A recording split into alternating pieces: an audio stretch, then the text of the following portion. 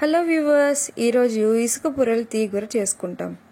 ముందుగా స్టవ్ వెలిగించి ప్యాన్ పెట్టి 3 స్పూన్ల ఆయిల్ వేసి ఆవాలు, జీలకర్ర, మినపప్పు వేసి పట్ట, లవంగం, కరేపాకు వేసి వాడ్చుకోవాలి. తర్వాత ఎర్రగడ్డలు సన్నగా తరిగినవి, 2 టమాటాలు, కాస్తంత ఉప్పు, టాకా వేసిన పచ్చిమిరపకాయలు వేసి బాగా వాడ్చుకోవాలి.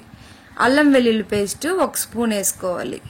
వీటిని బాగా వాడ్చుకోవాలి. తర్వాత పసుపు వేసుకోవాలి.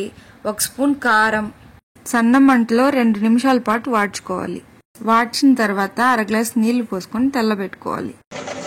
నీళ్ళు వచ్చిన తర్వాత అందులోకి చేప ముక్కలు వేసుకోవాలి. కూర మరింత రుచిగా కావాలంటే మీరు మామిడికాయ ముక్కలు వేసుకోండి.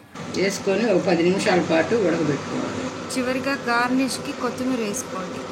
ఇసుక పుర్రెల తీయగూర రెడీ. ఫ్రైడ్ రైస్ తో ట్రై చేయండి. లైక్ చేయండి, షేర్ చేయండి, సబ్స్క్రైబ్ చేసుకోండి.